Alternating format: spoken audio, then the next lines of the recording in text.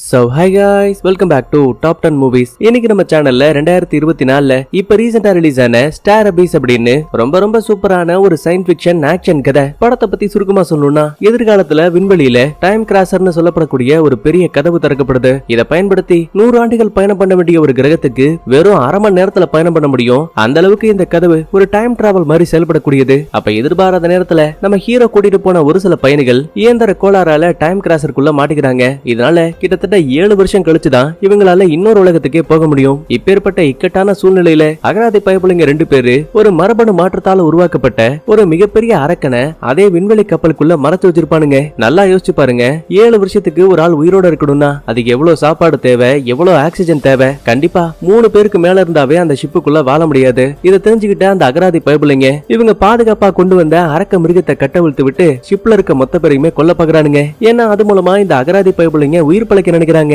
இதை தெரிஞ்சுக்கிட்ட நம்ம ஹீரோ உள்ள பூந்து அங்கிருந்த பயணிகளை காப்பாத்தினானா, அரக்க மிருகத்தோட கதையை முடிச்சு அகராதி பயப்புள்ளைங்க மூஞ்சில கரிய பூசினானா. இதுதான் இந்த படத்தோட முழு கதையுமே. ஆரம்பத்துல இருந்து கடைசி வரைக்கும் ஃபுல்லா பாருங்க. மறக்காம லைக் பண்ணுங்க, ஷேர் பண்ணுங்க, சப்ஸ்கிரைப் பண்ணுங்க. டிஸ்கிரிப்ஷன்ல இன்ஸ்டாகிராமோட லிங்க் கொடுத்திருக்கேன், செக் பண்ணி அதுலயும் ஃபாலோ பண்ணிக்கங்க. அது மட்டும் இல்லாம இன்னொரு முக்கியமான விஷயம், வீட்ல ஒரு சின்ன ஃபங்க்ஷன். சோ அதனால அங்க இங்கன்னு நான் தான் வெளியில போக வேண்டிய வேலை. ஒரு சில நாள் படம் வரும், ஒரு சில நாள் படம் வராது. சோ முடிஞ்ச வரைக்கும் அட்ஜஸ்ட் பண்ணிக்கங்க. ஆனா 20ஆம் தேதிக்கு மேல கண்டிப்பா ரெகுலரா படம் போட்டுருவேன். அது மட்டும் கிடையாது, நம்ம சப்ஸ்கிரைபர்ஸ்ல நிறைய பேர் இருக்காங்க இல்லையா, அவங்களும் இந்த படத்தை போடுங்க அந்த படத்தை போடுங்கன்னு கமெண்ட போட்டு தள்ளுறாங்க. சோ அதனால உங்க விருப்பப்படி யாருமே ரிவ்யூ பண்ணாத சீரிஸ் ஒரு 8 எபிசோடுக்குள்ள ஒரு ஃபேண்டசி இல்லனா சயின்ஸ் ஃபிக்ஷனா இருந்தா கண்டிப்பா நான் அதை போடுவேன். இல்ல அதெல்லாம் முடியாது, எங்களுக்கு படம் தான் வேணும்னு சொன்னீங்கன்னா யாரும் ரிவ்யூ பண்ணாத படத்தை சொல்லுங்க, கண்டிப்பா நான் அதை ரிவ்யூ பண்ணுவேன். அதுலயும் முக்கியமா ரொமான்ஸுக்கு வாய்ப்பே கிடையாது. கிரைம், ஃபேண்டசி, ஆக்ஷன் இந்த மாதிரி கதையா இருந்தா கண்டிப்பா உங்களுக்காக நான் ரிவ்யூ பண்ணுவேன். பார்க்கலாம் இன்னைக்கு எத்தனை பேர் எந்தெந்த படத்தை கமெண்ட் பண்றீங்கன்னு. சரி, இப்ப அப்படியே டைரக்டா கதைக்குள்ள போலாமா? படத்தோட ஓபனிங் சீன்ல நம்ம ஹீரோ பேசுற மாதிரியான வாய்ஸ் கேக்குது. என்னோட பேரு கென், நான் ஒரு பைலட்டா வேலை பார்த்துட்டு இருக்கேன். 2024க்கு அப்புறமா இந்த மனித உலகம் ரொம்ப மோசமாயிடுச்சு. பூமி அழிவோட பாதைக்கு போயிடுச்சு. அதனால மக்கள் விண்வெளி கப்பல்ல தான் தங்களோட வாழ்க்கையை ஆரம்பிச்சாங்க. அது மட்டும் கிடையாது, பூமியை விட்டு வேற ஒரு உலகத்துக்கு போகவும் ஆசைப்பட்டாங்க. ஆனா அங்கதான் ஒரு பிரச்சனையும் ஸ்டார்ட் ஆச்சு. ஒரு புது உலகத்துக்கு போகணும்னா அந்த பயணத்திலேயே கிட்டத்தட்ட 40-50 வருஷத்துக்கு மேல போயிடும். சோ அதை எளிமையாக்குறதுக்காக அரசாங்கத்தை சேர்ந்த ஆளுங்க ஒரு மிகப்பெரிய கதவை திறந்தாங்க. அதோட பேர் தான் டைம் கிராசர். இது எல்லாரோட பயண நேரத்தையும் வருஷ கணக்குல இருந்து வெறும் நிமிஷ கணக்குக்கு மாத்துச்சு. ஆனா எல்லா நல்ல விஷயங்களுக்கு பின்னாடியும் ஒரு கெட்ட விஷயமும் இருக்கு. டைம் கிராசரால எல்லாரையுமே பாதுகாப்பா புது உலகத்துக்கு கொண்டு போக முடியாது. ஒரு சில பேரு அந்த கால சுழற்குள்ளேயே மாட்டிப்பாங்க. அவங்கள காப்பாத்தி வெளியில கொண்டு வரதுக்கு 1 வருஷமும் ஆகலாம், 2 வருஷமும் ஆகலாம், ஏன் 30-40 வருஷம் கூட ஆகலாம். அது எல்லாமே ஷிப்போட கண்டிஷனை பொறுத்து. ஒருவேளை ஷிப்புக்குள்ள இருக்க மத்தாளுங்க உயிர் பழைக்கணும்னா அங்க இருக்க கேப்சூல்ஸை பயன்படுத்தினா மட்டும்தான் உண்டு. ஒரு முறை இதுக்குள்ள தூங்க ஆரம்பிச்சுட்டோம்னா 7 வருஷம் இல்ல 30-40 வருஷத்துக்கு அப்புறமா தூக்கத்தை விட்டு கண்ண முழிச்சா கூட நம்மளோட இளமையும் அப்படியே தான் இருக்கும். ஆனா அதுல இன்னொரு பிரச்சனையும் இருக்கு. கேப்சூலோட எண்ணிக்கை ஷிப்ல இருக்க ஆட்களோட கம்மியா இருந்தா ஒருத்தருக்கு ஒருத்தர் அடிச்சுக்க ஆரம்பிப்பாங்க. ஏன்னா தங்களோட உயிரை காப்பாத்திக்க மக்கள் என்ன வேணா செய்ய தயாரா இருக்காங்க. ஆனா பிரச்சனை அது மட்டும் கிடையாது. எங்களோட விண்வெளி கப்பல்ல அரக்க குணம் கொண்ட மனிதர்களை தவிர ஒரு பயங்கரமான அரக்க மிருகமும் இருக்கு. இப்படி எல்லாம் சொல்லி முடிச்சிட்டு வாய்ஸும் கட்டாக பார்த்தா இப்ப நம்ம ஹீரோவோட ஷிப்பு அந்த கால சுழலுக்குள்ள மாட்டிட்டு இருக்கு. அங்க எங்கன்னு ரத்த கரைகள், ஒரு சில இறந்து போன உடம்புகளும் தெரியுது. உள்ளுக்குள்ள பயத்தோட ஒரு பையன் அங்கிட்டும் இங்கிட்டும் கையில துப்பாக்கியோட சுத்திக்கிட்டு இருக்கான். பாத்தீங்களா, இவன் தான் நம்ம கதையோட ஹீரோ. பக்கத்துலயே ஒரு குட்டி பொண்ணு இருக்கா பாத்தீங்களா, இவளோட பேரு டோரா. ஆக்சுவலா இவ ஷிப்ல ஒரு பயணியா தான் வந்திருப்பா. அப்ப திடீர்னு கண்ணுக்கு முன்னாடி ஒரு அரக்க மிருகம் கேக்க பொக்கன் சிரிக்கிற மாதிரி சவுண்ட் கேக்குது. பயந்து போன நம்ம ஆளு சர்ற மாதிரியா துப்பாக்கிய வச்சு சுடுவான். ஆரம்பத்துல அந்த இடத்துல எதுவுமே இல்லாத மாதிரி தான் இருக்கு. ஆனா உத்து கவனிக்கும் போது கண்ணுக்கே தெரியாத ஒரு அரக்க மிருகம் மறைஞ்சிருந்து ஹீரோவை அட்டாக் பண்ணிட்டு இருக்கு. தன்னால முடிஞ்ச வரைக்கும் இவனும் சண்டை போட்டு பாக்குறான். ஆனா ஒரு கட்டத்துக்கு மேல பையனால தாங்க முடியல. பக்கத்துல வந்து டக்குன்னு கையில வேற ஒரு அடிய போட்டுருச்சு. அப்பதான் குட்டி பொண்ணை காப்பாத்தி பக்கத்துல இருக்க ஒரு சீக்கிரட் ரூமுக்கு வரான். அப்புறமா வெளியில இருந்து மட்டும்தான் இதை ஆபரேட் பண்ண முடியும், நீ உள்ளேயே பாதுகாப்பாரு. கொஞ்ச நேரத்துக்கு அப்புறமா கண்டிப்பா யாராவது உன்னை வந்து காப்பாத்துவாங்க. முக்கியமா உன் கழுத்துல இருக்க லாக்கெட், இது உன்னோட அம்மா அப்பா கொடுத்தது தானே, மறந்துடாத. எப்பவுமே அவங்க உனக்கு பாதுகாப்பா இருப்பாங்க. அங்கிள் அப்படின்னா நீங்க வரலையா? நான் தான் சொன்னேன்லம்மா, நீ உள்ள போ, உன்னை காப்பாத்த கண்டிப்பா யாராச்சும் வருவாங்க.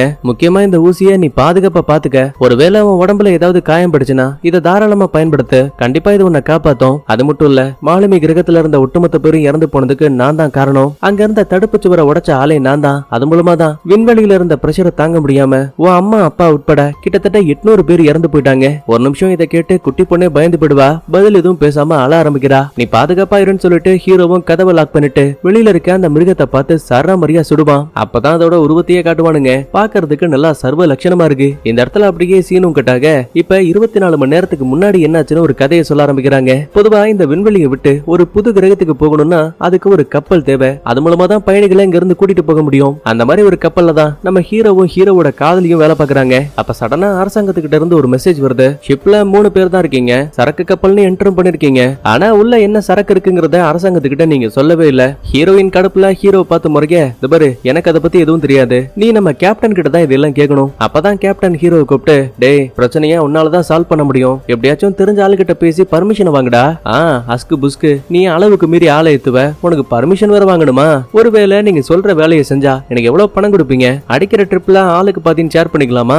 டேய் ஷிப் என்னோடதுடா, அதுக்கு டைம் கிராசருக்குள்ள போகணும்னா அரசாங்கத்துல இருக்க ஆளுங்களை கவனிச்சாகணுப்பா. சரி சரி தந்து தொலைறேன், முதல்ல வேலையை முடிக்கிறதுக்கான வழியை பாரு. தோ முடிஞ்சிருச்சே, உன்கிட்ட பேசிக்கிட்டே தான் என் ஃப்ரெண்டுக்கு மெசேஜ் பண்ணனா அவனும் பர்மிஷனை கொடுத்துட்டான். இந்த பாரு என்கிட்ட இன்னொருக்கு இந்த மாதிரி விளையாடுன நான் செம்ம கடுப்பாருவேன். ஷிப்ல நிறைய பேரை திருட்டுத்தனமா ஏத்திருக்கோம்ல, அதுல டோரான ஒரு பையன் இருக்கான், அவனை போய் பாரு. யோ சின்ன பையன் இதுக்கே நான் பாக்கணும், ஏன்னா மாலுமி கிரகத்துல நீ ஏற்படுத்தின விபத்துல அவனோட அம்மா அப்பாவும் இறந்து போயிட்டாங்க. உள்ளுக்குள்ள சோகத்தோட நான் போய் பாக்குறேன்னு சொல்லிட்டு ஹீரோ அங்க இருந்து கிளம்பிட்டான். இதே டைம்ல கேப்டனும் ஒரு அல்லக்கை மட்டும் பேஸ்மெண்ட்ல ஒரு சில சரக்கு பெட்டிகள்லாம் வச்சிருப்பாங்க, அதுல என்னெல்லாம் இருக்குன்னு செக் பண்றதுக்காக வந்திருக்காங்க. கண்ணுக்கு முன்னாடி பாக்குறதுக்கு ஒரு மிகப்பெரிய சேஃப் லாக்கர் இருக்கு. டே அல்லக்கை அதுக்குள்ள என்ன இருக்குன்னு திறந்து பாரு. யதார்த்தமா இவனும் பட்டனை பிடிச்ச அமுக்க அந்த லாக்கர் இப்ப எம்டியா இருக்கு. என்னடா இது, உள்ள ஒண்ணுமே காணோம், இதுக்கு அந்த பொம்பளைங்க அவ்வளவு பணம் கொடுத்தாலுங்க? இப்படி பேசிட்டு இருக்க டைம்லயே வெள்ளை நிற புகை மறையுது. அப்ப திடீர்னு உள்ள ஒரு அரக்க மிருகத்தோட உருவமும் தெரியுது. ஏதோ ஒண்ணு தப்பா இருக்குன்னு புரிஞ்சுக்கிட்ட கேப்டன் அங்கிருந்து ஓடலாமின்னு பாக்கும்போது அல்லக்கைய மட்டும் அந்த மிருகம் லபக்குன்னு வாயில போட்டு முழுங்கிடுச்சு. உயிருக்கு பயந்து கேப்டன் அங்க இருக்க பெட்டிகளுக்கு பின்னாடி போய் ஒளிஞ்சுப்பான். அப்ப அந்த இடத்துக்கு இந்த கதையோட வில்லிங்க வராங்க. இதுல அந்த அக்கா கரிய ஜோனின்னு மைண்ட்ல வச்சுக்கலாம், தங்கச்சியை ஷார்ட்டா ஜோன்னு மைண்ட்ல வச்சுக்கலாம். யோ கேப்டன் அனுமதி இல்லாம எங்க பெட்டியை திறக்காதன்னு சொன்னா இல்லையா, பாரு உள்ள இருந்த அரக்க மிருகம் வெளியில வந்துருச்சு. அடி பாவீங்களா, இதே அடி சீக்கிரட்டா கொண்டு வந்தீங்க.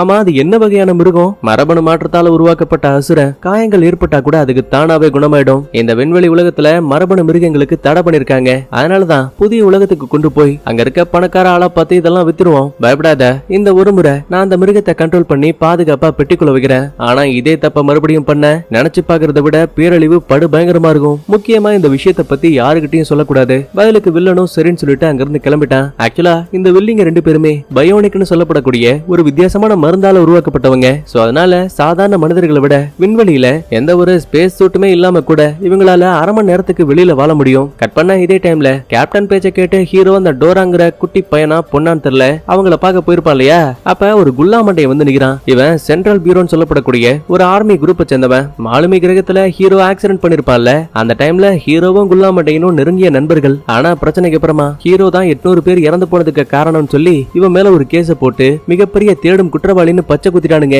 இனிமே இந்த குல்லா மண்டையனை கேடி பையனை மைண்ட்ல வச்சுக்கலாம். பயந்து போன ஹீரோ துப்பாக்கி எடுத்து காட்டி, டேய் நான் உங்ககிட்ட ஏற்கனவே சொல்லிருக்கேன், அன்னைக்கு நடந்த சம்பவத்துக்கும் எனக்கும் எந்த ஒரு சம்பந்தமும் கிடையாது. உண்மையை சொல்ல போனா அது எதிர்பாராத விபத்து. அப்புறம் எதுக்காக என்ன பிடிக்கிறதுக்கு இவ்வளவு தூரம் வந்த? தம்பி அவசரப்படாத, நான் உன்னை பிடிக்க வந்தேங்கிறதுக்கு சொல்லலையே. உங்க ஷிப்ல திருட்டுத்தனமா 2 பொண்ணுங்க வந்திருக்காங்க. அவங்க பயோனிக் இனத்தை சேர்ந்தவங்க. அது மட்டும் கிடையாது, இன்டெலிஜென்ஸ்ல இருந்து அவங்க ஏதோ ஒரு மிகப்பெரிய பொருளை இந்த ஷிப்ல கொண்டு போறாங்கன்னு கேள்விப்பட்டேன். சோ எப்பாடுபட்டாச்சும் அவங்களை கைது பண்றது மட்டும் தான் என்னோட முதல் வேலை. சோ நீ பெருசா பயப்பட வேண்டிய அவசியம் கிடையாது. இத கேட்டதுக்கு அப்புறம் தான் ஹீரோவுக்கு நிம்மதியாவே இருக்கு. அதுக்கப்புறமா நேரா வெளியில வந்தவன் அங்க திருட்டுத்தனமா உள்ள வந்த பயணிகள் இருப்பாங்கல்ல, அவங்க கிட்ட பேச ஆரம்பிக்கிறான். தபரமா நடக்க போற பயணத்துல ஒளியை விட வேகமா பயணம் பண்ண போறீங்க, அதனால சாப்பிடக்கூடிய உணவு ஆக்சிஜனுக்கான செலவுன்னு எல்லாமே டபுள் மடங்காக போகுது. சோ நீங்க கொடுத்த பணம் பத்தாது, இன்னும் கொஞ்சம் கொடுத்தாகணும். இப்படி பேசிட்டு இருக்க டைம்லயே பின்னாடி வந்த கண்ணாடிக்காரன், யோ என்னைய நினைச்சிட்டு இருக்க, இந்த டப்பா கப்பலுக்கு நான் கொடுத்த பணமே அதிகம். சார் அப்படியா, அப்ப நீங்க எக்ஸ்ட்ரா பணம் எல்லாம் கொடுக்க மாட்டீங்க? கொடுக்க முடியாது. என்ன பண்ணுவ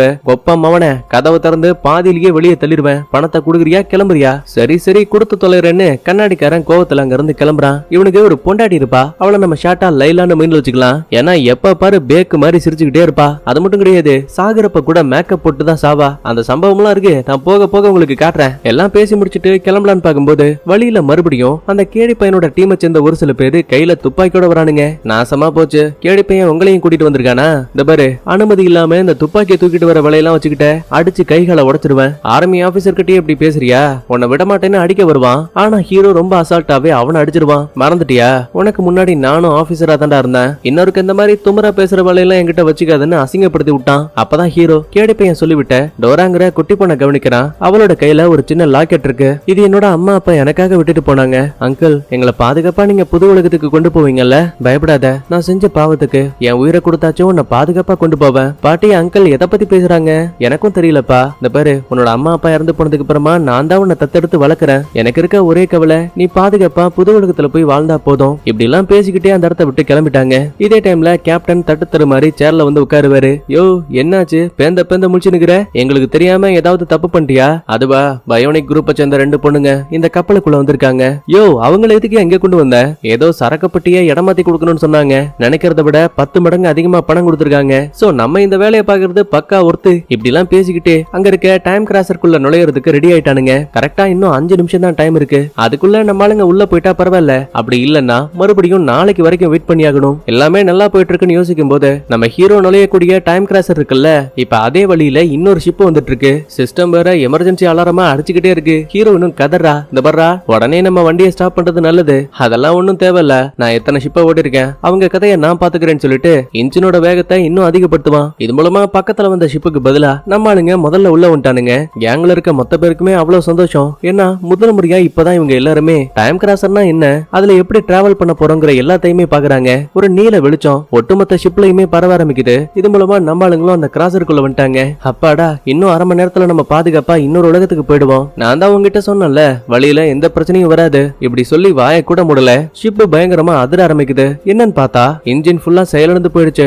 ஏஐ, அதாவது ஆர்டிபிஷியல் இன்டெலிஜென்ஸ் இருக்கு பாத்தீங்களா, அது கூட டேமேஜ் ஆயிடுச்சு. உடனே ஷிப் ஆட்டோமேட்டிக்கா இவங்க டிராவல் பண்ணக்கூடிய இடத்தை கால்குலேட் பண்ணி சொல்லும் போது நம்மளுங்க இந்த டைம் கிராசரை விட்டு வெளியில போறதுக்கு அரை மணி நேரத்துக்கு பதிலா இன்னும் 7 வருஷம் ஆகும்னு காட்டுது. அடச்ச, இது நடக்க கூடாதுன்னு பார்த்தோமோ அது நடந்துருச்சு. டைம் கிராசரோட படுகொலியில நம்ம மாட்டிக்கிட்டோம். டே ஹீரோ, இது எல்லாத்துக்கும் நீ தான் காரணம். நான் தான் உங்ககிட்ட சொன்னல, அந்த ஷிப்பை முன்னாடி போக விடு, நம்ம போக வேணான்னு. நீ அவசரப்பட்டு பூஸ்ட போட்டு இழுத்தல்ல, அதான் ஷிப்ல இருந்த பாகங்கள் எல்லாம் டேமேஜ் ஆயிடுச்சு. உடனே கேப்டனும், உங்க 2 பேருக்கும் ஞாபகம் இருக்கா, இதுக்கு முன்னாடி ஃப்ரெண்டோட ஷிப் ஒண்ணு இதே மாதிரியே கால பயணத்துக்குள்ள லாக் ஆச்சு. அப்ப ஆக்சிஜனும் உணவும் பற்றாக்குறையா இருந்துச்சு. அதனால ஷிப்ல இருந்த மொத்த பேரையுமே கேப்டன் சாகடிச்சு தன்னோட உயிரை மட்டும் காப்பாத்திக்கிட்டான். சோ இப்ப அதே மாதிரியே நம்ம ஷிப்ல இருக்க ஆளுங்க ஒருத்தருக்கு ஒருத்தர் அடிச்சுக்கிட்டு சாக போறாங்க. அட கேப்டன், நீங்க ஏன் அவசரப்படுறீங்க? கண்டிப்பா இந்த பிரச்சனையை சமாளிக்க ஏதாவது வழி இருக்கும். பயணிகளை பார்த்தா ரொம்ப கெட்டவங்க மாதிரிலாம் தெரியல. உனக்கு இன்னும் விஷயம் புரியலன்னு நினைக்கிறேன். நான் பேசுனது பயணிகளை பத்தி கிடையாது. இந்த ஷிப்ல இருக்க அந்த பயோனிக் வில்லிகள் இருக்காங்கல்ல, அவங்க ஷிப்ல இருக்க எல்லாரையும் கொன்னுட்டு தங்களோட உயிரை காப்பாத்திக்க என்ன வேணா பண்ணுவாங்க. சோ இப்போதைக்கு வேற வழி கிடையாது. நம்ம உயிரை காப்பாத்திக்கணும்னா நம்மளே மத்தாளுங்க எல்லாரையும் சாகடிக்கிறது மட்டும்தான் ஒரே வழி. யோ, நீ ஒரு பெரிய மனுஷன், அமைதியா இருக்க. என்ன விட்டா ஓவரா பண்ணிட்டு இருக்க? அப்பாவி மக்களை கொல்ல போறியா? அத்துமீறி பயணிகளை எக்ஸ்ட்ராவா கூட்டிட்டு வந்தது உன்னோட தப்பு. மொத்தமா இப்ப நம்ம கிட்ட ஸ்லீப்பிங் கேப்சூல் 4 தான் இருக்கு. அதுல நீ, நான், இங்க இருக்க ஹீரோ 3 பேர் மட்டும் தான் தூங்க முடியும். என்னால கண்டிப்பா மீதி இருக்க ஆட்களை சாக விட முடியாது. சடனா கேப்டன் ஹீரோ கிட்ட பேச ஆரம்பிக்கிறான். இந்த பாரு, அவளோட முடிவு எனக்கு தேவை கிடையாது. உனக்கு அந்த குட்டி பொண்ணை காப்பாத்தணும், அதானே? மத்த எல்லாரையும் கொண்டுட்டு அவளை மட்டும் கூட்டிட்டு வந்துடலாம். இந்த டீலு கூட ஓகேவா? ஹீரோ இப்ப என்ன பதில் சொல்றதுன்னே தெரியாம குழப்பத்துல இருக்கான். இதே டைம்ல வில்லிங்க ஒரு பக்கத்துல கையில துப்பாக்கியோட எவன் குறுக வந்தாலும் சுட்டு சாகடிக்கலான்னு வெகுண்டு போயிட்டு இருக்கானுங்க. அடுத்து கேடிப்பையன் குரூப்ல இருந்து ஷிப்ல ஏற்பட்டிருக்க பிரச்சனையை புரிஞ்சுக்கிட்டு உடனே அந்த வில்லிங்களை தேடி இவங்க ஒரு பக்கத்துல கிளம்புறாங்க. அப்ப நினைச்சு பார்க்க முடியாத நேரத்துல பின்பக்கத்துல இருந்து வந்த வில்லிங்க 2 சோல்ஜர்ஸையும் அடிச்சு போட்டு சம்பவத்திலேயே மட்ட பண்ணிட்டாங்க. அடுத்து மத்த ஆளுங்களை தேடி கிளம்பும் போது கரெக்டா அங்க நம்ம கேடிப்பையன் வந்துட்டான். ஆக்சுவலா இவன் மனித உருவத்துல இருக்கக்கூடிய ரோபோ. ஆனா இவன் உயிர் வாழ்றதுக்குமே ஆக்சிஜன் தேவை. தனியால வில்லிங்க கூட சண்டை போட ஆரம்பிக்கிறான். முடிஞ்ச வரைக்கும் அவங்களும் அட்டாக் பண்ண பாக்குறாங்க. ஆனா நினைக்கிறத விட கேடிப்பையன் ரொம்ப திறமையான ஆளு. சோ உயிருக்கு பயந்து அந்த இடத்த விட்டு எஸ்கேப் ஆகி மறுபடியும் பேஸ்மெண்ட்டுக்கு வந்துருவாங்க. இதே டைம்ல ஹீரோ என்ன முடிவெடுத்தான்னு பாக்கும்போது, இந்த பரியா கேப்டன், இதுக்கு முன்னாடி மாலுமியோட கிரகத்துல ஏற்பட்ட விபத்துல மொத்தமா 800 பேர் இறந்தாங்க. அந்த வேதனையை தாங்க முடியாம என் மனசளவுல இன்னைக்கு வரைக்கும் கஷ்டப்பட்டு இருக்கேன். அதனால இந்த கப்பல்ல இருக்க யாரும் சாக கூடாது. கண்டிப்பா காப்பாத்துறதுக்கு வேற ஏதாவது வழி இருக்குன்னு கேப்டன் தலையிலேயே துப்பாக்கி வைக்கிறான். ஹீரோயினும் கேப்டன் கிட்ட இருந்து துப்பாக்கி வாங்கிட்டு அவனை ஒரு சின்ன பணைய கைதி மாதிரி கூடயே வச்சிருக்காங்க. அப்பதான் ஹீரோ, நான் முதல்ல பயணிகளை பார்த்து இங்க என்ன பிரச்சனைங்கிறத தெளிவுபடுத்துறேன். அப்ப இந்த குட்டி பொண்ணு டோரா இருக்கா பாத்தீங்களா, அவ ரொம்ப பயந்த மாதிரி இருக்கா. ஒண்ணும் இல்ல அங்கிளும் நானும் இருக்கோம்ல, உன்னை பாதுகாப்பா பாத்துப்போம். இப்படி எல்லாம் பேசிக்கிட்டு இருக்க டைம்லயே வில்லன் டக்குன்னு எஸ்கேப் ஆகி அங்க இருந்த மெயின் டோரை லாக் பண்ணிட்டான். இதுக்கு மேலேயும் உள்ள போகணும்னா ஷிப்பை சுத்தி வந்தா மட்டும்தான் உண்டு. அட துரோகி, உன்னோட சில்ற புத்தியை காட்டிட்டல, கண்டிப்பா உன்னை சும்மா விட மாட்டேன்னு ஹீரோயின் கத்திக்கிட்டு இருக்கா. பயணிகளுக்கும் ஆர்மி சோல்ஜர்ஸ்க்கும் நடக்கிற எதுவுமே புரியல. ஏண்டா என்னதான் பிரச்சனை, ஷிப் ஏன் இதே இடத்துல நிக்குது? அப்ப உடனே ஹீரோவும், இந்த பாருங்க, எதிர்பாராத விதமா நம்மளோட இன்ஜின்ல ஒரு மிகப்பெரிய கோளாறு ஏற்பட்டு இருக்கு. வண்டி இப்போ வரைக்குமே ரன்னிங்ல தான் இருக்கு. அதனால ஆக்சிஜனுக்கு பிரச்சனை கிடையாது. கண்ணாடிக்கார உள்ள போந்து, தம்பி நீ மாவு ஓட்டுனதெல்லாம் போதும், முதல்ல சுத்தி வளைக்காம விஷயத்துக்கு வா. என்ன மன்னிச்சிருங்க, தெரியாதனமா நம்மளோட விண்வெளி கப்பல் அது இந்த கிராசர்குள்ளேயே மாட்டி இருக்கு. இங்க இருந்து வெளியில போகணும்னா சரியா 7 வருஷம் ஆகும். அட நார பயலே, ஏண்டா இதுக்கடா எக்ஸ்ட்ரா எங்க கிட்ட பணம் கேட்ட? கோவப்படாதீங்க, இது எல்லாமே ஒரு சின்ன ஆக்சிடென்ட். மத்தாளுங்க என்னதான் இதை கேட்டு கோவப்பட்டாலும் கூட கேடிப்பையா நம்ம ஹீரோவுக்கு தான் சப்போர்ட் பண்ணி நிக்கிறான். இந்த நேரத்துல நம்ம எல்லாருமே ஒத்துமையா இருக்கணும், அப்படி இல்ல இதே இடத்துல மாட்டி சாக வேண்டியதுதான். ஏன்னா பயோனிக் இனத்தை சேர்ந்த 2 வில்லிங்க இந்த சரக்கு கப்பல்ல கீழே இருக்க பேஸ்மெண்ட்ல ஒளிஞ்சிருக்காங்க. கண்டிப்பா உயிர் வாழ்றதுக்கு அவங்க என்ன வேணா பண்ண தயாரா இருப்பாங்க. இல்ல நீங்க சொல்றது எனக்கு புரியல. அப்ப உடனே ஹீரோவும், இந்த பாருங்கப்பா, கப்பல்ல உணவு இருக்கு, ஆனா ஒருத்தருக்கு மட்டும் தான் 7 வருஷத்துக்கு அது தாங்கும். ஆனா கப்பல்ல எண்ணிக்கையை தாண்டி 21 பேர் இருக்கும். அதனால கண்டிப்பா உணவு 6 மாசத்துக்கு மேல தாங்காது. சோ இப்போதைக்கு சாப்பாடுங்கிறது 2ஆம் பட்சம். முதல்ல இந்த வில்லிங்களோட கதையை முடிச்சு நம்ம உயிரை காப்பாத்திக்கணும். மொத்த பேருக்குமே இதை கேட்டு மரண பயம். அப்ப நம்ம ஹீரோயினும் இன்னொரு ஆளும் ஒன்னா சேர்ந்து ஷிப்ல இருக்க ஆர்டிபிஷியல் இன்டெலிஜென்ஸ் இருக்கு பாத்தீங்களா, அதை சரி பண்றதுக்கான வேலையை பார்த்துட்டு இருப்பாங்க. பக்கத்திலேயே காவலுக்கு நம்ம ஹீரோவும் கேடு பையனும் துப்பாக்கியோட நிக்கிறாங்க. இன்னொரு பக்கத்துல இன்னும் 2 சோல்ஜர்ஸ் ஒன்னா சேர்ந்து வில்லி பைபிளிங்க எங்க இருக்காங்கன்னு தேடும் போது வழியில கொஞ்ச நேரத்துக்கு முன்னாடி அந்த வில்லிங்க சோல்ஜர்ஸ்ல 2 பேரை கொண்டிருப்பாங்கல்ல, அந்த விஷயத்த பாக்குறாங்க. நம்ம டீம்ல இருக்க ஆளுங்களையே கொண்டிருக்காளுங்க, எக்காரணத்தை கொண்டு அவங்கள தப்பிக்க மட்டும் விடவே கூடாது. இந்த மாதிரி இவங்க பேசிட்டு இருக்க டைம்லயே அந்த வில்லிங்க 2 பேரும் ஒன்னா சேர்ந்து ஒரு சின்ன பிளான் போடுறாங்க. ஆக்சுவலா இங்க இருக்க அரக்க மிருகத்தை வில்லியோட அக்காவால கண்ட்ரோல் பண்ண முடியும். அதனால மிருகத்தை வச்சு முதல்ல இந்த கப்பல்ல இருக்க ஒட்டுமொத்த பேரோட கதையவும் முடிப்போம். அதனால 2 பேர் மட்டும் கஷ்டப்பட்டாச்சும் இந்த ஷிப்ல இருக்க ஆக்சிஜனையும் உணவையும் பயன்படுத்தி நம்மளோட வாழ்க்கையை காப்பாத்திக்க முடியும். தங்கச்சியும் இந்த டீலுக்கு ஓகே சொல்ல அங்க இருக்க கதவை திறக்கிறாங்க. உள்ள இருக்க அரக்க மிருகம் அக்காவோட பேச்சை கேட்டு வெறிகொண்டு வெளியில வந்துட்டு இருக்கு. இப்ப இந்த மிருகம் கத்தக்கூடிய சத்தம் ஹீரோவுக்கும் கேடி பையனுக்கும் கேட்க ஆரம்பிக்குது. ஏற்கனவே சொன்ன மாதிரி இந்த கேடி பையன் பாதி மனுஷன் பாதி ரோபோ, அதனால சத்தத்தை இவனால உன்னிப்பா கேட்க முடியுது. சந்தேகத்துல ஹீரோவை பார்த்து, ஏண்டா அந்த வில்லிங்க வரும்போது சட்டவிரோதமா ஏதாவது மிருகத்தை கொண்டு வந்தாங்களா? அத பத்தி எனக்கு எதுவும் தெரியாது, எல்லாமே கேப்டனோட ஏற்பாடு. நாசமா போச்சு. என் கணிப்பு சரியா இருந்தா கண்டிப்பா மரபணு மாற்றத்தால உருவாக்கப்பட்ட மிருகமா தான் இருக்கணும். சாதாரண கண்களை பயன்படுத்தி அதை பார்க்க முடியாது. ஒருவேளை தாக்கப்பட்டா கூட அதுங்க உடம்புல ஏற்படக்கூடிய காயம் ஒரு சில நிமிஷங்கள்லயே தானா குணமாயிடும். பயோனிக் பெண்கள்ல ஒருத்தியால கண்டிப்பா அந்த மிருகத்தை கண்ட்ரோல் பண்ண முடியும். ஏண்டா இவ்ளோ தெரியுதே, அந்த மிருகத்தை எப்படி அழிக்கிறோம் தெரியுமா? மன்னிச்சிடு, அத பத்தி எனக்கு எதுவும் தெரியாது. நாசமா போச்சு. முதல்ல வா, நம்ம சேஃபான இடத்துக்கு போகணும். மொத்த பேரும் இந்த இடத்தை விட்டு அமைதியா கிளம்பிட்டாங்க. ஆனா அந்த புருஷன் பொண்டாட்டி ஜோடி இருந்தாங்க பாத்தீங்களா, அதுல இந்த புருஷங்கார மட்டும் பெட்டி படிக்க தூக்கிட்டு போலாமேன்னு பார்க்கும்போது வித்தியாசமான சத்தம் கேக்குது. என்ன ஏதுன்னு திரும்பி பார்க்கும்போது அங்க வந்து அரக்க மிருகம் அவன் அப்படியே அலேக்கா தூக்கிட்டு போயிடுச்சு. இந்த விஷயத்த அரைகுறையா பொண்டாடி பாத்துட்டா. ஒருவேளை புருஷங்காரன் நம்ம கிட்ட விளையாடிட்டு இருக்கான் போல, தக்காளி இன்னைக்கு உன்னை புரட்டி எடுக்கிறேன் பாருன்னு கோவத்துல பொண்டாடிக்காரி பின்னாடியே ஃபாலோ பண்ணிட்டு வரா. தர ஃபுல்லா ரத்த கரைகளா இருக்கு. யோ என்னையா பண்ணிட்டு இருக்க? எனக்கு ரொம்ப பயமா இருக்கு. ஒழுங்கா வந்துரு, நம்ம மத்தாளுங்க கூட போயிடலாம். அடியே ஓடி போயிடுன்னு சத்தம் போட்டு தான் கேக்குது. என்ன அது இது? அண்ணா வந்து பார்த்தா அங்க அந்த அரக்க மிருகம் புருஷங்காரனா கொத்தா தூக்கி வச்சிருக்குது. ஏதோ பிரெட்ட பிக்கிற மாதிரி அந்த ஆள் உடம்பையே 2 துண்டாக்கி ரொம்ப கொடூரமா கொன்றுச்சு. பயந்து போன பொண்டாட்டி தப்பிச்சு அங்க இருந்து ஓடலான்னு பாப்பா. ஆனா மிருகம் சும்மா இருக்குமா? ஓடி விளையாடு பாப்பா, உன்னை சாப்பிட போறது நான் தான் பாப்பான்னு ஓடி வந்து ஒரே கவு. அவ்வளவுதான், அக்காவோட கதையும் கோவிந்தா. இதுக்கடையில கேப்டன் தட்டு தர மாதிரி தன்னோட கண்ட்ரோல் ரூமுக்கு போலான்னு பாப்பான். அப்ப வழியில வில்லி பைபிளைங்க வந்துட்டாங்க. ஏய் யாரா அது? ஒழுங்கா வெளியில வந்துரு, இல்ல துப்பாக்கி வச்சு ஒரே போடு. பயந்து போன கேப்டனும், ஏமா சுட்டுக்கிட்டு தொலைஞ்சிடாத, நான் தான் இந்த கப்பலோட கேப்டன். யோ அதான் எனக்கு ஏற்கனவே தெரியுமே, ஆனா உன்னோட உதவி எனக்கு தேவையில்ல. தப்பு கணக்கு போடாத. இந்த ஷிப்ல இருக்க மத்த எல்லாருமே செத்தாலும் பரவாயில்ல, நம்ம 3 பேர் மட்டும் உயிர் பிழைக்கிறதுக்கு என்கிட்ட ஒரு பிளான் இருக்கு. அப்படியா? என்ன பிளானு? கப்பலுக்குள்ள ரகசியமா 4 கேப்சூல்ஸ் இருக்கு. அதுக்குள்ள நம்ம படுத்து தூங்கிட்டோம்னா 7 வருஷத்துக்கு எந்த ஒரு பிரச்சனையும் கிடையாது. என்னால மட்டும் தான் அந்த கேப்சூல்ஸை ஆபரேட் பண்ண முடியும். சோ சாகடிச்சிங்க, உங்களுக்கு தான் லாஸ். வில்லிகளுக்கும் இந்த கேப்டன் சொல்லக்கூடியது சரின்னு தோணுது. அதனால இவனை மட்டும் உயிரோட விட்டுருவாங்க. ஆனா அங்கதான் பையன் இன்னொரு ட்விஸ்ட வைக்கிறான். இந்த பாரு, என்ன சாகடிக்காம எப்படி விட்டீங்களோ அதே மாதிரியே அந்த ஹீரோயின் இருக்கா இல்லையா, அவளையும் சாகடிக்க கூடாது. ஏன்னா அவளோட கைரேகையால தான் அந்த ஒட்டுமொத்த கேப்சூல்ஸுமே இயங்கிட்டு இருக்கு. சரி அப்படின்னா ஷிப்ல இருக்க மொத்த பேரையும் கொண்டுட்டு ஹீரோயினை கொண்டு வரதுக்கு சம்மதிக்கிறாங்க. இன்னொரு பக்கத்துல நம்ம ஹீரோவும் கேடி பையனும் புருஷன் பொண்டாட்டிக்கு என்னாச்சுன்னு புரியாம அவங்கள தேடி இங்க வந்திருக்கான். சுத்தி முத்தி கவனிக்கும் போது தர ஃபுல்லாவே ரத்த கரைகள், 2 துண்டா கிழிக்கப்பட்ட உடல் பாகங்களும் இருக்கு. அப்ப திடீர்னு அரக்க மிருகத்துல ஒண்ணு அங்கிட்டும் இங்கிட்டும் ஓடுற மாதிரி சவுண்ட் கேக்குது. பயந்து போனவங்க சரமாரியா சுடுறானுங்க.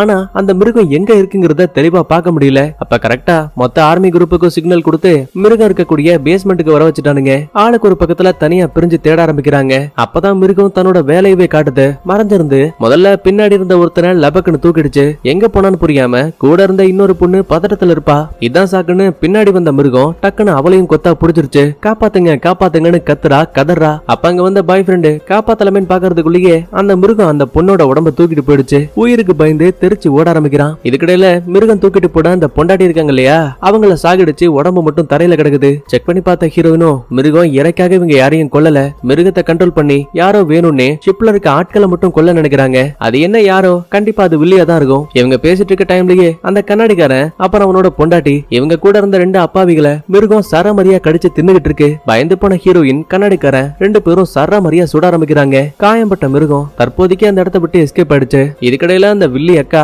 VR கிளாஸ் மாதிரி உன்ன தலையில மாட்டிக்கிட்டு முழுக்க முழுக்க அந்த மிருகம் என்ன பண்ணணும் பண்ணக்கூடாதுங்கிறத இவளே கண்ட்ரோல் பண்ண ஆரம்பிக்கிறா. இதுக்கடையில கண்ணாடிக்காரன் பொண்டாட்டி புருஷன்கிட்ட கத்துக்கிட்டு இருக்கா. ஏயா, நான் உங்ககிட்ட எத்தனை முறை சொன்னேன், லீகலா நம்ம எங்க போனாலும் போய்க்கலாம், தேவையில்லாம இந்த பழைய ஷிப்ல டிக்கெட் வாங்காதுன்னு. பாரு, நம்ம எல்லாருக்கும் பால் ஊத்த போறானுங்க. அட, நான் பண்ணது எல்லாமே நம்ம ஃபேமிலிக்காக தான். புது கிரகத்துக்கு போனதுக்கு அப்புறமா நம்ம அங்க நிம்மதியா வாழ முடியும். நீ எதுக்கும் பயப்படாத, நான் தான் இருக்கேன்ல அப்படின்னு பையன் வளைஞ்சு வளைஞ்சு பேசிட்டு இருக்கான். அப்ப திடீர்னு திக்கி திக்கி பேசுற மாதிரி சத்தம் கேக்குது. என்ன ஆச்சு? தொண்டையில கிச்சு கிச்சா? பின்னாடி திரும்பி பார்த்ததுக்கு அப்புறம் தான் பொண்டாட்டிக்கு ஷாக்கு. என்ன அங்க இருந்த அரக்க மிருகம் புருஷங்கார முதுகுலையே நெகத்தை வச்சு குத்தி பயபுலையே சம்பவத்திலேயே கைமா பண்ணிடுச்சு. அதனாலதான் பையன் திக்கி திக்கி பேசி இருந்திருக்கான். இத பார்த்து மிரண்டு போன பொண்டாட்டி அங்க இருந்து தெரிச்சு ஓடிடுவா. ஆக்சுவலா மிருகம் இருக்கக்கூடிய ரூமோட கதவு பாதி திறந்தபடிதான் இருக்கும். சோ இதை கவனிச்ச 4 பேருமே சரமரியா சுட ஆரம்பிக்கிறாங்க.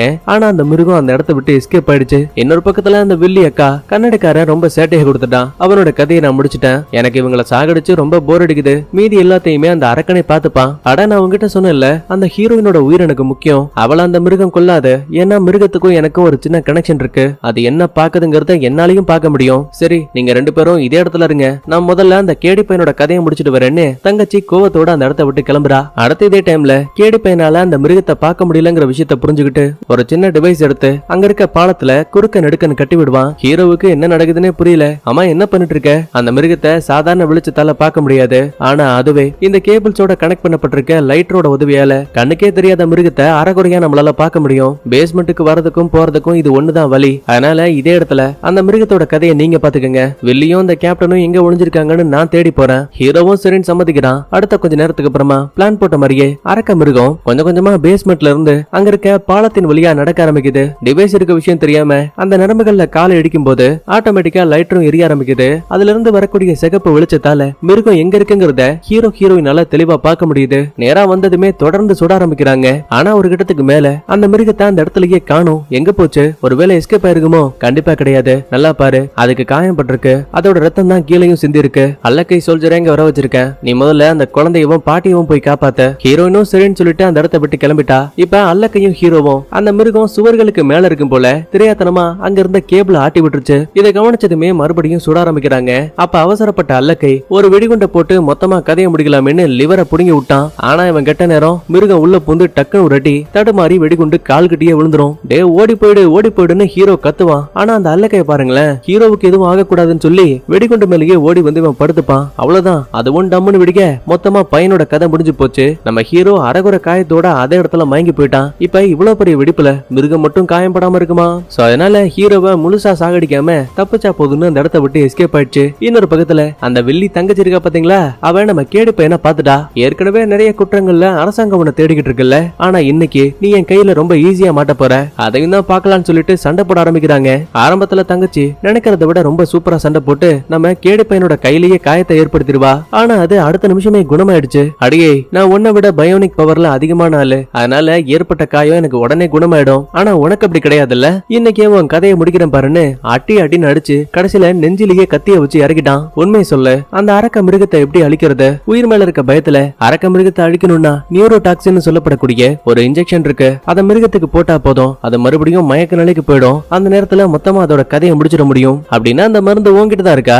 இல்ல, அது என்னோட அக்கா கிட்ட இருக்கு. அதை எப்படி வாங்க போறோம்னு தெரியாம லைட்டா யோசிக்கும் போது தங்கச்சி டக்குன்னு கேடி பையனோட பிடியில இருந்து எஸ்கேப் ஆகி கத்திய உருவி போட்டுட்டு அந்த இடத்த விட்டு எஸ்கேப் ஆயிட்டா. இதே டைம்ல குழந்தைகளை காப்பாத்த போன நம்ம ஹீரோயின் இருக்கா இல்லையா, அவ அந்த பாட்டியவும் குட்டி பொண்ணு டோராவையும் பாத்துட்டா. இப்ப அந்த டோரா கூட ஜாசன் சொல்லப்படக்கூடிய இன்னொரு பொண்ணு இருக்கா. ஏற்கனவே பாட்டியம்மா மிருகத்தால காயப்பட்டு இருக்காங்க. சோ அவங்களை காப்பாத்திட்டு பக்கத்து ரூமுக்கு வந்து லிவரை இருக்கும் போது அந்த லிவர் ஆட்டோமேட்டிக்கா க்ளோஸ் ஆகுது. ஐயோ, இத ஒரு ஆள் புடிச்சுக்கிட்டா மட்டும்தான் இங்க இருந்து எஸ்கேப் ஆக முடியும். அதனால பாட்டி, நான் இதை பாத்துக்கிறேன், நீங்க இந்த இடத்த விட்டு தப்பிச்சு போயிடுங்க. பயத்துல டோராவும் ஜாஸும் அந்த இடத்த விட்டு ஓடி போயிடுவாங்க. ஆனா பாட்டிக்கு போக மனசு இல்ல. இந்த பர்மா, என் உடம்புல ஏற்கனவே காயம் அதிகமா இருக்கு, அதனால நான் இறந்து போனா பரவாயில்ல, இந்த லிவரை நான் புடிச்சுக்கிறேன், நீ முதல்ல ஜாஸியும் டோராவையாச்சும் காப்பாத்து. இப்போதைக்கு வேற வழி இல்லன்னு புரிஞ்சுக்கிட்டு அழுதுகிட்டே ஹீரோயின் குட்டி பொண்ணு டோராவையும் ஜாஸியும் தேடி கிளம்புறா. அடுத்து இன்னொரு பக்கத்துல கேடி பையனை காட்டுறாங்க. அவன் நம்ம ஹீரோவுக்கு என்னாச்சுன்னு வந்து பாக்கும்போது பையன் தான் வெடிகுண்டுல மாட்டி மயக்கத்துல இருக்கான்ல. சோ அவனை லைட்டா எழுப்பி பாக்கும்போது நல்ல வேலையா இவன் இன்னும் சாகல, மிச்சம் மீதி உயிர் இருக்கு. உடனே ஒரு இன்ஜெக்ஷனை குத்தலான்னு பாக்கும்போது ஹீரோ வேணான்னு தடுக்கிறான். ஆமா, இது என்ன?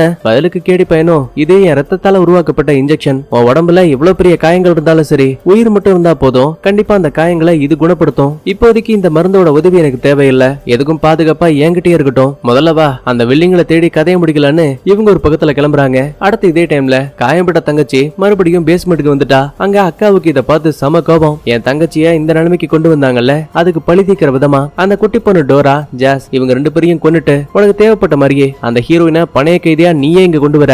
உடனே இவனும் துப்பாக்கியை வாங்கிட்டு நேரா நம்மளுங்களை தேடி அந்த இடத்த விட்டு கிளம்புறான். அடுத்த இதே டைம்ல நம்ம ஹீரோயின் குட்டி பொண்ணையும் ஜாஸையும் பார்த்துட்டா. இப்ப அவங்க இந்த சாப்பாடுக்கு தேவையான காய்கறிகள் இருக்கும் பாத்தீங்களா, அதை விளைய வைக்கக்கூடிய இடத்துல இருக்காங்க. இதை ஷார்ட்டா கார்டன் மைண்ட்ல வச்சுக்கலாம். பாட்டி ஒரு முக்கியமான வேலையா போயிருக்காங்கம்மா, வாங்க நம்ம முதல்ல இந்த இடத்த விட்டு கிளம்பலாம்னு சொல்லும் போது அங்க இருக்க கதவு திறக்க ஆரம்பிக்குது. என்ன ஏதுன்னு ஒளிஞ்சிருந்து கவனிக்கும் போது அது அந்த கேப்டன். உன்னால ரொம்ப நேரத்துக்கு ஓட முடியாது, இந்த ஷிப்பை பத்தி உன்னை விட எனக்கு ரொம்ப நல்லாவே தெரியும், அதனால நீயா வந்துரு, இல்ல அந்த குட்டி பொண்ணுங்களோட கதையை முடிச்சிடுவேன். ஆனா ஹீரோயின் முடிஞ்ச வரைக்கும் மறைஞ்சு மறைஞ்சு ஓடும் போது டக்குன்னு இந்த கேப்டன் பாத்துட்டான். துப்பாக்கியால வேற சுட்டுட்டான். நல்லவேளையா ஹீரோயினுக்கு எதுவுமே ஆகலன்னு சந்தோஷப்படும் போது கூட இருந்த ஜாஸ் இருக்கா பாத்தீங்களா, அவளோட இடுப்பு பகுதியில தோட்டா பட்டுருச்சு. போல போலன்னு ரத்தம் ஊத்திட்டு இருக்கு. பாப்பா நீங்க 2 பேரும் இதே இடத்துல இருங்க, நான் திரும்ப உங்ககிட்ட வரேன்னு சொல்லிட்டு ஹீரோயின் இப்ப கேப்டன் கதையை முடிக்கலாமேன்னு கையில துப்பாக்கியோட வருவா. ஆனா அவன் நினைக்கிறத விட திறமசாலியா இருக்கான். பின்பக்கத்துல வந்து துப்பாக்கியை வச்சு டம்னு ஒரு அட்டி. உடனே அவளை கொத்தா தூக்கிட்டு அந்த இடத்த விட்டு கிளம்பிட்டான். இது எல்லாத்தையுமே ஒளிஞ்சிருந்து டோராவும் கவனிக்கிறா. பாவம் சின்ன பொண்ணால என்ன பண்ண முடியும், உள்ளுக்குள்ள இருக்க பயம் தான் அதிகமாகுது.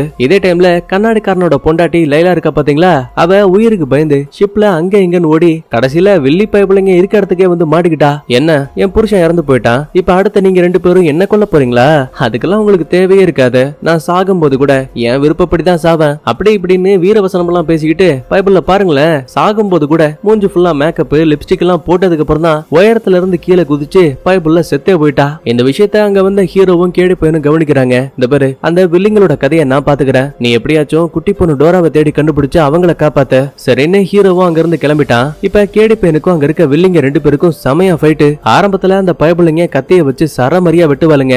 ஆனா இவனுக்கு தான் ஏற்படக்கூடிய காயம் டக்குன்னு குணமாயிடுமே. சோ பாச்சா எதுவுமே பழிக்கலன்னு சொல்லிட்டு உயிருக்கு பயந்து அங்க இருந்து ஓட ஆரம்பிக்கிறாங்க. பின்னாடியே ஃபாலோ பண்ணிட்டு வரும்போது கிராவிட்டி கண்ட்ரோல் பண்ணக்கூடிய ரூம் இருக்கும்ல, அந்த இடத்துக்கு வந்துட்டாங்க. பிளான் போட்ட மாதிரியே அங்க இருக்க லிவரை பிடிச்சி இழுக்கும் போது கேடி பையன் கொஞ்சம் கொஞ்சமா ஏர்ல பறக்க ஆரம்பிக்கிறான். ஆனா அப்பவும் சண்டை நிக்கவே இல்ல. இவங்க பண்ணிக்கிட்டு இருக்க கலவரத்துக்கு நடுவுல குட்டி பொண்ணும் ஜாஸும் ஒளிஞ்சிருக்க இடத்துக்கு பக்கத்துல இப்ப அந்த அரக்க மிருகம் வந்துருச்சு. உயிருக்கு பயந்து ஓடும் போது ஜாஸ மட்டும் பாவம் அந்த அரக்க மிருகம் கொத்தா தூக்கிடுச்சு. இந்த விஷயத்த ஒளிஞ்சிருந்து நம்ம டோரா கவனிச்சு உள்ளுக்குள்ள மரண பீதியில உட்கார்ந்துட்டு இருக்கா. சரி இங்கதான் இவ்வளவு பெரிய பஞ்சாயத்துன்னு பார்த்தா இன்னொரு பக்கத்துல அந்த வில்லிங்க 2 பேரும் பிளான போட்டு ஷிப்பை விட்டு கேடி பையனை எக்ஸிட் டோர் வழியா வெளியில தூக்கி போட்டானுங்க. ஒரு வழியா பிரச்சனை முடிஞ்சு போச்சுன்னு அளவு கடந்த சந்தோஷம். இதே டைம்ல நம்ம ஹீரோ எப்படியோ அந்த குட்டி பொண்ணு டோராவை கண்டுபிடிச்சிட்டான். பாவம் பாப்பா ரொம்ப பயந்து போயிருக்கா. பக்கத்திலேயே இறந்து போன ஜாஸோட உடம்பு இருக்கு, இதுக்கு மேலேயும் இருக்க கூடாது, மிருகம் பக்கத்துல வந்துருச்சுன்னு புரிஞ்சுக்கிட்டு அவசர அவசரமா பாப்பாவை கூட்டிக்கிட்டு அந்த இடத்தை விட்டு கிளம்பிட்டான். ஆனா அப்பவும் அந்த மிருகம் விடாம துரத்தி வந்திருக்கும். பயந்து போன நம்மால சுட ஆரம்பிச்சிருப்பான். அப்ப குட்டி பொண்ண பாதுகாப்பா அங்க இருக்க சேஃப் ரூமுக்குள்ள வச்சு லாக் பண்ணிருப்பான். இந்த சீன்லாம் படத்தோட ஆரம்பத்துல காமிச்சிருப்பாங்க. லாஸ்டா அந்த மிருகம் ஹீரோவை சாகடிக்கலாமேன்னு பக்கத்துல வரும்போது சடனா குட்டி பொண்ண லாக் பண்ணி வச்சிருந்த ரூமோட கதவு தானாவே திறக்குது. என்ன ஏதுன்னு பார்த்தா உள்ள இருந்து நம்ம கேடி பையன் வரான். ஏற்கனவே சொன்ன மாதிரி இந்த பயோனிக் சக்தி யாருக்கிட்ட எல்லாம் இருக்கோ அவங்களால எந்த ஒரு சூட்டும் இல்லாம அரை மணி நேரத்துக்கு விண்வெளியில கூட உயிர் வாழ முடியும். சோ அது மூலமா தான் கேடி பையனை என்னதான் வில்லிங்க வெளியில தூக்கி போட்டாலும் கூட பையன் மறுபடியும் எக்ஸிட் டோர் வழியாவே திரும்ப உள்ள வந்துட்டான். சடனா கதவை திறந்ததால ஆக்சிஜன் ஃபுல்லாவே காலி ஆயிடுச்சு. அதனால பாவம் குட்டி பொண்ணு மயங்கிட்டா. இவள நீ பாத்துக்கோ, அந்த மிருகத்தோட கதையை நான் பாத்துக்கிறேன். அதுக்கப்புறமா கேடி பையன் மிருகத்தை பார்த்து துளி கூட பயப்படாம தம்ம துண்டு கத்திய வச்சு சண்டை போட ஆரம்பிக்கிறான். கரெக்டா கண்ணை பார்த்து ஒரு குத்து, வழி தாங்க முடியாம மிருகம் அங்க இருக்க பாலத்துல இருந்து தொப்புன்னு கீழே விழுந்துரும். ஏற்கனவே சொல்லிருக்கோம்ல இந்த அரக்க மிருகமும் அந்த வில்லியோட அக்காவும் மனசளவுல கனெக்ட் ஆயிருக்காங்கன்னு. அதனால மிருகம் கீழே விழுந்த அதிர்ச்சியில வில்லி அக்காவும் அதே இடத்துல மயங்கி போயிட்டா. அதனால தங்கச்சி அவளை காப்பாத்தி பக்கத்துல இருக்க அந்த ஸ்லீப்பிங் கேப்சூலுக்குள்ள வந்து படுக்க வச்சிருக்கா. அப்பதான் கேப்டனும் ஹீரோயினும் அங்க வராங்க. என்னாச்சு உன்னோட அக்காவுக்கு, மிருகத்தை யாரோ பயங்கரமா தாக்கி இருக்காங்க, அதனாலதான் என் அக்கா இப்ப கோமால இருக்கா, நீ இப்ப செய்ய வேண்டியது ஒன்னே ஒண்ணு, தோ இந்த நியூரோடாக்சினை அந்த அரக்க மிருகத்தோட உடம்புல நீ இன்ஜெக்ட் பண்ணணும். அது மூலமா மிருகமும் மயக்கம் அடைஞ்சிரும், என் அக்காவும் அந்த மிருகத்தோட கனெக்ஷன்ல இருந்து வெளியில வந்துருவா. ஆனா கேப்டனுக்கு இந்த வேலையை பண்றதுக்கு மனசு இல்ல. சோ தங்கச்சி அசந்த நேரம் பார்த்து அவளை வளைச்சு பிடிச்சு துப்பாக்கியை வச்சு சுட்டு மொத்தமா கதையை முடிச்சுட்டான். மீதி இருக்கக்கூடியது அக்கா மட்டும்தான்ல, அவளும் இப்ப ஆழ்ந்த உறக்கத்துல இருக்கா. சோ கேப்சூல்குள்ள இருக்க ஆக்சிஜன் இருக்குல்ல, அதை மொத்தமா கட் பண்ணி விட்டுருவான். சோ அக்காவோட கதையும் இப்ப முடிஞ்சு போச்சு. நடந்த எல்லாத்தையுமே பார்த்த ஹீரோயினும் இந்த பாரு உனக்கும் எனக்கும் இருக்க பஞ்சாயத்தெல்லாம் அப்புறம், முதல்ல நம்ம உயிரை காப்பாத்திக்கணும். இந்த நேரத்துல அரக்க மிருகத்தை கொன்னா மட்டும்தான் நம்ம எல்லாராலையும் உயிர் பழைக்க முடியும். ஹீரோயினுக்கும் கேப்டன் சொல்லக்கூடியது சரின்னு தோணுது. கரெக்டா அப்ப கேடி பையனும் ஹீரோவும் குட்டி பணம் தூக்கிட்டு முன்னாடி வந்து நிப்பாங்க. ஏற்கனவே கேடி பையன் உடல் ரீதியா நிறைய காயங்கள் பட்டிருக்கான். என்னதான் இவனுக்கு ஏற்பட்ட காயங்கள் குணமானாலும் கூட அது ரொம்ப நேரத்துக்கு நீடிக்காது. சோ நல்லா ரெஸ்ட் எடுத்தா மட்டும்தான் இவனுக்கு இழந்து போன சக்தி திரும்ப கிடைக்கும். சோ கேப்சூல்ல கேடி பையனையும் மயக்கத்துல இருக்க குட்டி பையனையும் படுக்க வச்சுட்டு ஹீரோவோட கையில அந்த நியூரோடாக்சினை கொடுக்குறாங்க. நீ அந்த அரக்க மிருகத்தை கொன்னா மட்டும்தான் நம்ம எல்லாராலையும் உயிர் பழைக்க முடியும். என்னால முடிஞ்ச வரைக்கும் எப்படியோ அந்த வெள்ளி அக்காவை நான் கொன்னுட்டேன். ஆனா இருந்தாலும் மிருகமும் அவ்வளவு ஒன்னா கனெக்ட் ஆயிருக்காங்க. இப்ப என்ன சொல்ல வரீங்க? இவ முழுசா இறந்து போனதால இவளோட ஆன்மா மட்டும் அந்த மிருகத்தோட உடம்புக்குள்ள இருக்குன்னு சொல்றீங்களா? ரொம்ப சரியா சொன்ன. கண்டிப்பா அவளோட தங்கச்சியை சாகடிச்சதுக்காக நம்மள பழிவாங்க தான் பாப்பா. சோ இப்ப எல்லாமே உன் கையில தான் இருக்குன்னு நியூரோடாக்சினை கொடுத்து அங்க இருந்து ஹீரோவை அனுப்பி வச்சுட்டாங்க. சிகப்பு லைட்டோட உதவியால மிருகம் எங்க இருக்குங்கிற விஷயத்த ஹீரோ கண்டுபிடிச்சிட்டான். படு கோவத்தோட என் தங்கச்சியை கொன்னுட்டல, உன்னை சும்மா விட மாட்டேன்னு கத்திக்கிட்டே ஓடி வந்துட்டு இருக்கு. பதிலுக்கு இவனும் சுட்டு பாக்குறான். ஆனா அது எதுவுமே வேலைக்காகல. இதுக்கப்புறம் உன்னால எங்கேயும் ஓட முடியாது. என் தங்கச்சியோட இறப்புக்கு உன்னை கண்டிப்பா பழி வாங்குவேன்னு சொல்லி ஹீரோவா அலேக்கா நகத்தை வச்சு குத்தி தூக்குவா. ஆனா அங்கதான் ட்விஸ்ட். நம்ம ஹீரோ வேணும்னே அந்த மிருகம் தன்னை பிடிக்கணும்னு தான். இவன் அதை பெருசா தாக்கி இருக்க மாட்டான். இப்ப நினைச்ச மாதிரியே மிருகமும் பிடிச்சிருச்சு இல்லையா? சோ மறைச்சு வச்சிருந்த அந்த நியூரோடாக்சின் ஊசி எடுத்து டக்குன்னு தாடையிலேயே ஒரு குத்து. வலிதாங்க முடியாம கதறிக்கிட்டு இருக்கு. அப்ப இந்த மிருகத்தோட வயிற்று பகுதியிலேயே ஒரு பெரிய வாய் இருக்கும். அது பேன் திறக்கும் போது நம்மால வெடிகுண்டு எடுத்து கரெக்டா வாய்க்குள்ளேயே போட்டு விட்டான். இது மூலமா அந்த இடமே பயங்கரமா வெடிக்குது. அரக்க மிருகம் என்னமோ அழிஞ்சு போச்சு. ஆனா வெடிப்புல மாட்டினதால பாவம் ஹீரோவும் அதே இடத்துல இறந்து போயிடுவான். இந்த விஷயத்த அங்க வந்த ஹீரோயினும் டோராவும் பார்த்து ஓன்னு அழுறாங்க. கேப்டனும் சொல்லுவாரு, அவன் ஏற்கனவே இறந்து போயிட்டான். இனிமே அவனை நம்மளால காப்பாத்தவே முடியாது. அப்பதான் டோராவுக்கு ஹீரோ கொடுத்த அந்த ஊசியை பத்தி ஞாபகம் வருது. இதை பயன்படுத்தினாதான் உடம்புல இருக்க காயங்கள் டக்குன்னு குணமாயிடுன்னு சொல்லுவாங்கல்ல. சோ யோசிக்காம அந்த ஊசி எடுத்து ஹீரோவுக்கு போடும்போது உடம்புல எந்த ஒரு அசைவும் இல்ல. சரி ஒருவேளை நிரந்தரமா இறந்து போயிட்டான் போலன்னு அழுதுகிட்டே நம்ம ஆளுங்க 4 பேரும் 7 வருஷத்துக்கான உறக்க நிலைக்காக அங்க இருந்த ஸ்லீப்பிங் கேப்சூல்குள்ள போயிடுவாங்க. இதுல பாவம் யாருன்னா நம்ம ஹீரோயின் மட்டும்தான். ஏன்னா ஹீரோவை மனசார காதலிச்சிருப்பா. ஆனா இந்த விஷயத்த ஓப்பனா சொல்லிருக்க மாட்டா. இந்த இடத்துல நம்ம ஆளுங்க ஒரு பக்கத்துல நல்லா தூங்க ஆரம்பிக்க இதே டைம்ல இறந்து போனதா நினைச்ச ஹீரோ டக்குன்னு கண்ண முழிக்கிற மாதிரி தெரியுது. அப்படின்னா 4 கேப்சூல்குள்ள நம்ம ஆளுங்க 4 பேரும் தூங்கிட்டாலும் கூட இந்த ஷிப்ல இருக்க உணவுகளை நம்ம ஹீரோவால 7 வருஷத்துக்கு பயன்படுத்த முடியும். சோ நம்மளும் சாக போறது கிடையாது. 7 வருஷத்துக்கு அப்புறமா டோராவை சந்திக்க போறான். கூடவே ஹீரோயின் கிட்ட தன்னோட காதல சொல்லி கல்யாணம் பண்ணிக்கிட்டு இதுக்கப்புறமா சந்தோஷமா வாழ போறாங்கன்னு இன்டைரக்டா சொல்லி அப்படியே இந்த இடத்துல சூப்பரா படத்தையும் முடிக்கிறாங்க. நான் சொன்ன இந்த கதை தெளிவா புரிஞ்சிருக்கும்னு நம்புறேன். சரி ஓகே, அடுத்த ஒரு சூப்பரான தரமான படத்தோட வரங்க. பை.